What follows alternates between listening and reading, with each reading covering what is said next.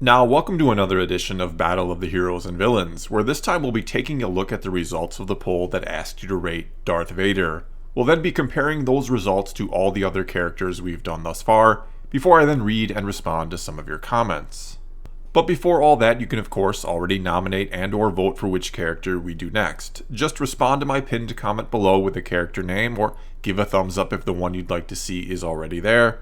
Whatever single comment gets the most votes in roughly the next 24 hours or so will be the winner.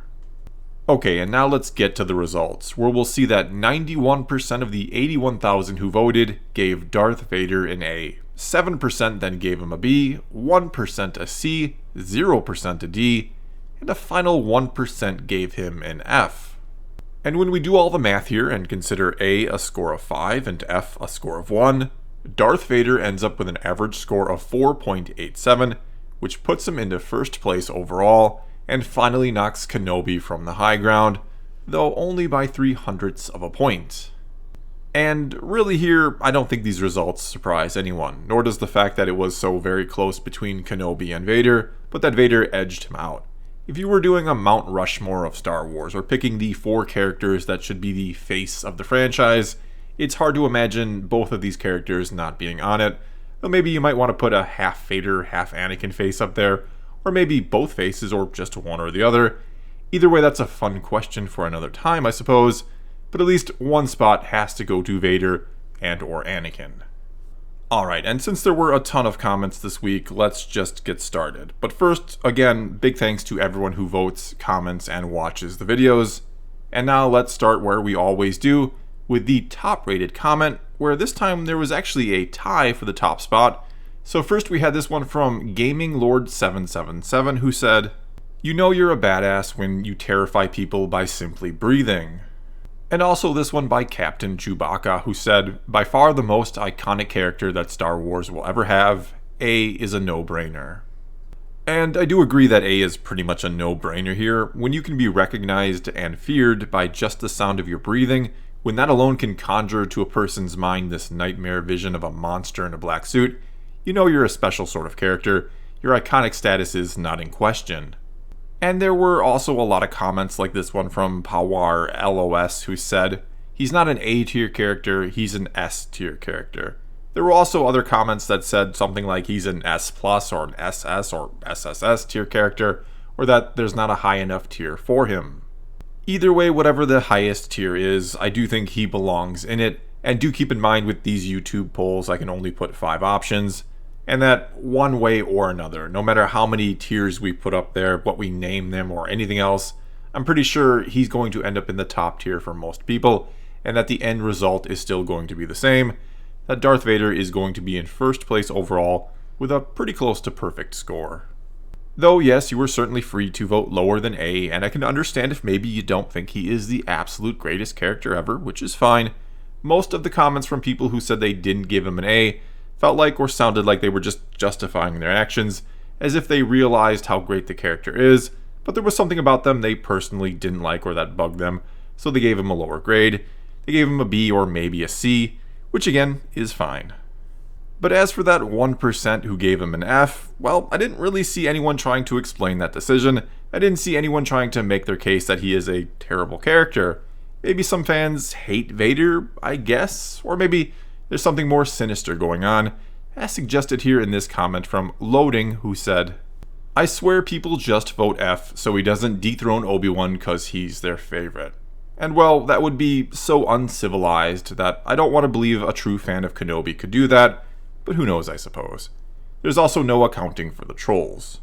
All I do know is it's hard to believe that anyone being fair and honest thinks Darth Vader is an F tier character, or that there would be some 800 fans of the 80,000 or so that voted that hate the character enough to give him an F.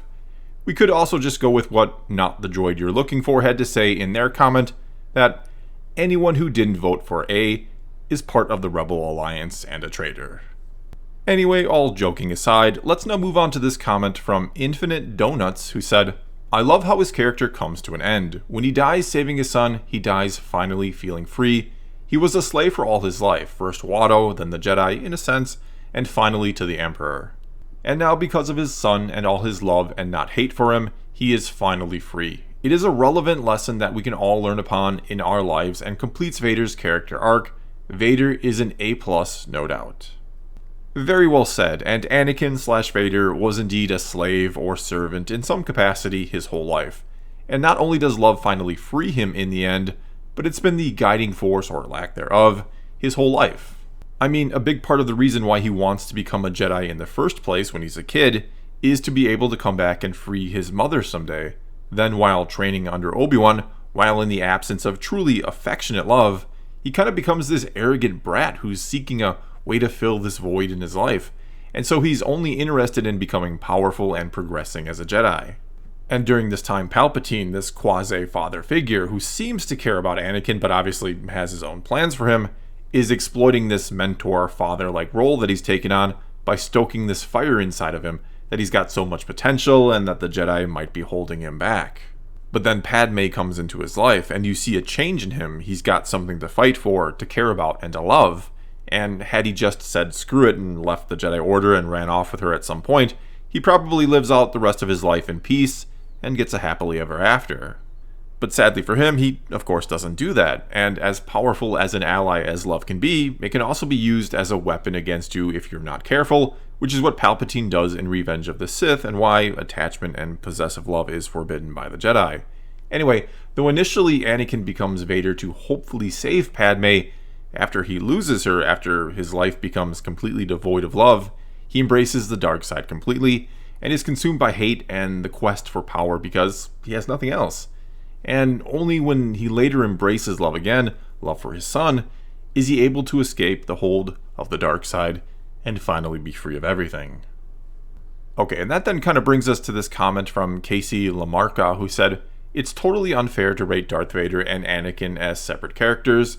Their stories only really work together. George Lucas's vision was to tell the story of Darth Vader as a tragic character and of his fall to the dark side. If you look at them separately, you can't really see the tragic aspect of Darth Vader. All you can see is an evil villain being redeemed in the end." And I certainly understand and get where you're coming from here, and though I will absolutely say that Darth Vader and Anakin Skywalker complement each other perfectly, that they enhance each other's stories or the overall story of this character or person, they still can and do work independently of each other. I mean, keep in mind here that Darth Vader was iconic from the very start. His insane popularity began with the release of Star Wars in 1977, 22 years before the story of Anakin Skywalker began in the prequels. And even if we'd never got the prequels, even if we'd never got any more Star Wars at all, today Darth Vader would still be an iconic character, one of the most iconic in the history of film. The prequels didn't make Darth Vader, they certainly added to him a great deal. They were the icing on the cake, if you will, and a lot of tasty icing at that. But even if we look at it the other way around, even if the prequels were the first and only Star Wars movies ever made, if all we knew of Darth Vader was what we see at the end of Revenge of the Sith, the story of Anakin Skywalker still works as almost a Shakespearean-like tragedy. And though again here, both stories are better or enhanced when looked at together, I think both can stand on their own as well, which is actually more impressive than both needing each other. And that then kind of brings us to this comment from Akash Dio, who said, "Not only is Darth Vader the most iconic character in Star Wars, but in all of cinema history. The voice, the suit, the breathing, you instantly know it's Vader whether you are a Star Wars fan or not. A character as iconic as the movies themselves, a solid A for me." We also had this comment from Marcus Rashford, who said, "The most iconic character in cinema, period. A tier doesn't do him justice." Then this one from Chewbacca's son, who said, "One of the most iconic fictional characters. Up there, I'd even say he's up there with Mickey Mouse, Pikachu, and Mario." And you know, earlier I was talking about a Mount Rushmore of Star Wars and how he'd definitely be on it. But to take it another step further, I think he'd be on the Mount Rushmore of film and or pop culture in general. And I know I might be a little biased since I'm a huge Star Wars fan, but I just don't know how he wouldn't get a spot up there. How he's not one of the most popular, recognizable characters of all time. Alright here, now let's get to just a few more final comments, starting with this one from Send Reinforcements, who said, "Darth Vader is one of those characters that managed to be terrifying without being excessive. He didn't shout and rant and rave. He didn't have convoluted plots and schemes. He was just a cold, unflinching menace that was well-spoken and struck a great balance between being defeatable and not a pushover. He's like a more human but equally unfeeling Terminator, except with a laser sword and mind powers. When he was defeated, it felt earned and it furthered the development of the other characters. Actually, I would say that's the best part about Darth Vader as a villain and character. He pushed the heroes along their journey, helping them grow and develop and change without being cheesy or nonsensical. He was not just a character, but he was also a driving force and a goal for the other characters, rather than just a speed bump for the heroes to overcome or an end goal for them to defeat. Next then, we had this comment from Robin Swede, who said, "He's so imposing, he's so terrifying, and James Earl Jones is legendary." Next then, we had this one from Big Man Bosk, who said, "No, I am your father. That scene is cinema, that scene is Star Wars, that scene is Darth Vader, and that's why he's amazing." We also had this one from A.B. Brown, who said, "The ending of Rogue One. Does anything else need to be said?" Or this one from Michael Kenny, who said, "I would have given him a B only because of that no at the very end of Revenge of the Sith. Even for someone as badass as Darth Vader, you can't help but cringe a bit at that. But I gave that masked mechanical monster an A because anything less gets me force choked through FaceTime." Then this one from Mr. Pascal, who said, "Honestly, Vader is just one of the best characters ever created. Seeing him for the first time in A New Hope is one of the best scenes in cinema. I love how Vader was just a cool villain, but then they bring in more depth as the series continued, bringing us one of the best and shocking twists in cinema, all leading up to his redemption and then his tragic backstory of how he ended becoming the most feared man in the galaxy. Vader is no doubt an A." We also had this comment from Pickav, who said, "I give him an A. When my older brother first introduced me to the originals, I thought Darth Vader was this spooky guy with a red lightsaber. When it came to the part when he said, 'No, I am your father,' my tiny child brain exploded." Then this one from Sith Lord Felix, who said, "You were right about me. Tell your sister you were right about me. That scene still gets me right in the feels every time." And finally here, this comment from Benji890, who said, "Darth Vader is one of cinema's most iconic characters just by his silhouette alone. He has the most recognizable voice and has the best quote that is still referenced to this day. He brings a sense of dread to the viewer as he walks on screen asserting his power." To me, Vader was always a part of Anakin. You can see it when he has no qualms with killing children to avenge his mother all the way back in Attack of the Clones. He is the definition of the fallen hero archetype as he tries to do the right thing, but his sense of attachment to those closest to him always comes first before doing the right thing. By the time Anakin is Vader, he has lost everything: his wife, his brother, and what he believed at the time was his child, as well as his limbs, and being burned made him less of a man that was a hero to a tall monster filled with anger and hatred. Darth Vader is one of the best villains of all time. Edit, thank you all very much for the likes. I just like talking about Star Wars, so thank you. And well, Benji890, you've certainly come to the right place because I love talking some Star Wars, as does seemingly everybody else here.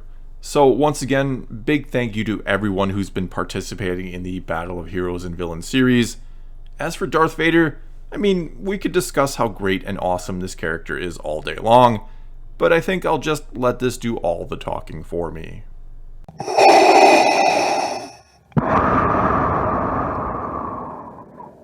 Well, that's all I've got for you this time. Now it's your turn to tell me what you think of Darth Vader, or what I or anyone else had to say about him here in this video, or to nominate or vote for which character we do next. Either way, leave a comment below and let's talk some Star Wars. And until next time, thanks for watching.